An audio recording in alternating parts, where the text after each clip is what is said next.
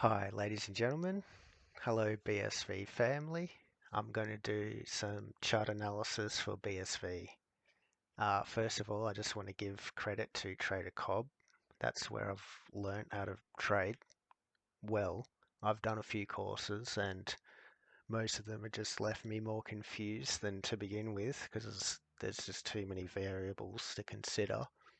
But the beauty of his method is its simplicity. I'll leave a link to it below. Since it's my first video, I'm going to try and give a brief overview of my thoughts on BSV. I think the reason it hasn't been getting attention is because it's been a bit of an ugly chart. So let's just go in here, remove these, and have a look.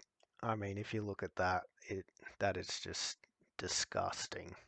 I traded this and I was expecting it to go higher or at least consolidate, and it just dropped straight back down. So I just basically broke even because I got in about here.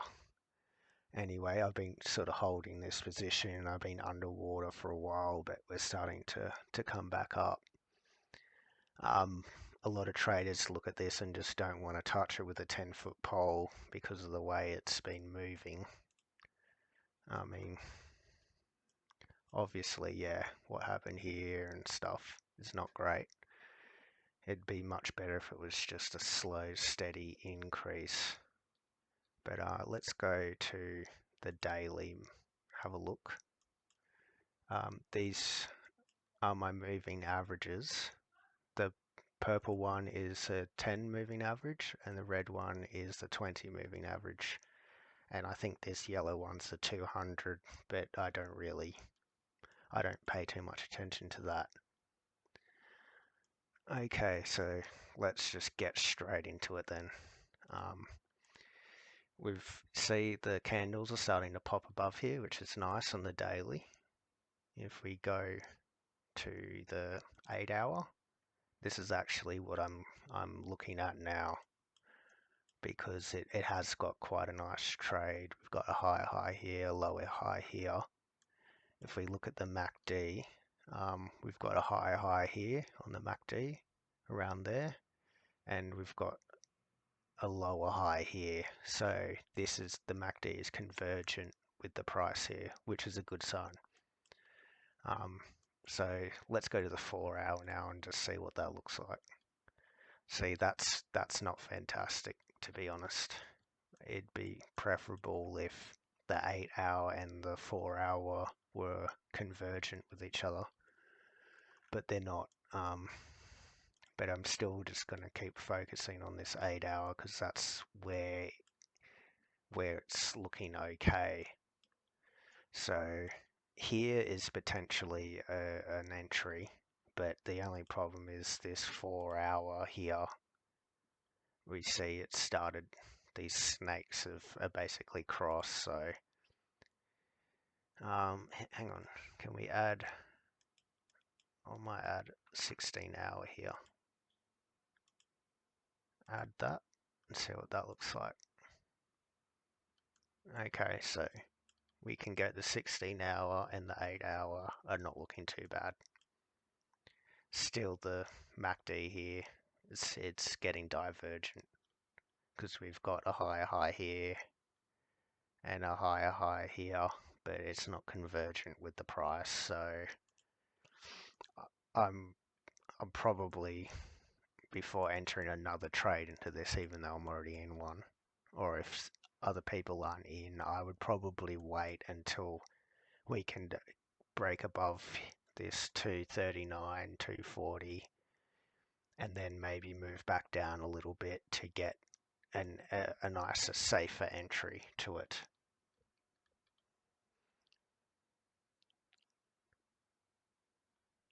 I know Craig Wright might think that traders are just degenerate gamblers, but they are a necessary evil as they provide liquidity to the market. Sometimes I like going to the earlier time frames, the 30. See, we did have a really nice trend here on the 30-minute, but sadly here it broke out of it, so that kind of ruins our 30-minute chart. Hourly chart ruined. 2 hour. Yeah, like I said, it's not until we get to the 8 hour we get a bit more of a nicer trend here. So you probably want to start looking at this 8 hour for an entry point and wait until the 8 hour candle finishes and we get a start of a new one so we can find our entry. So let's just say this 8 hour candle finishes above here and it starts there.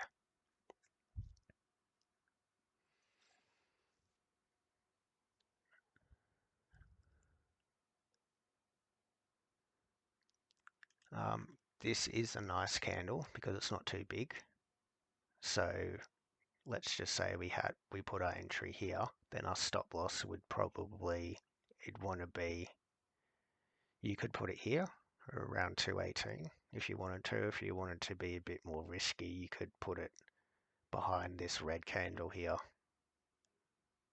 around 212.33 and that would be your stop loss there. But even that's quite a lot. That's about $10 movement, which doesn't sound like much, but if you're using leverage, then that's going to add up really quickly.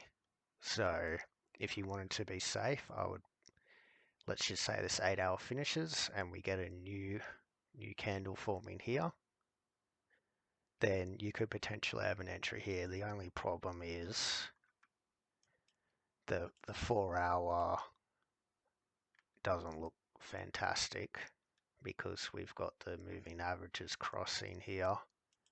And if we go to the 16 hour, then it's getting out of this zone here. Yeah, we want to get in this zone. We call this the cradle zone in between the moving averages. So I think this is another reason why BSV has not been getting much attention from traders is because they don't want to trade it. I mean, let's just look at BNB coin that I don't really like. It has got a beautiful trend here. So let's go to the 4 hour on BNB.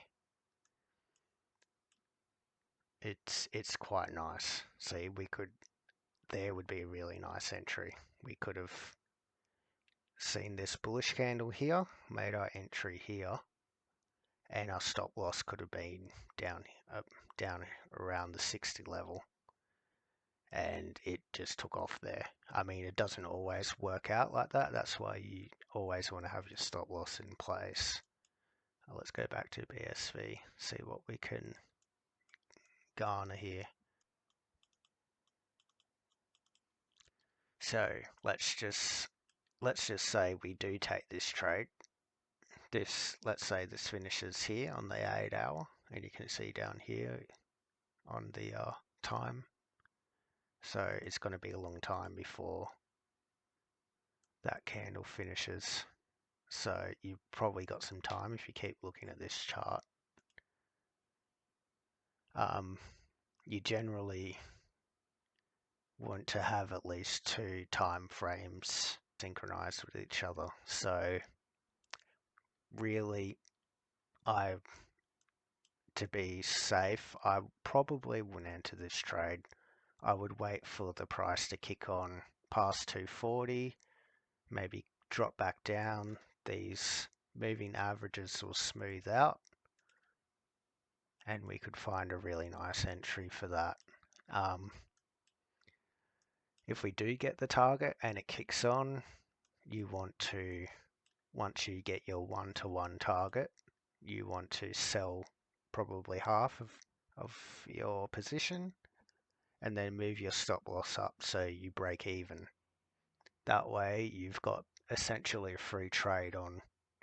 If it does hit your stop loss, you'll get stopped out at about break even and you'll lose a bit because of the fees and etc.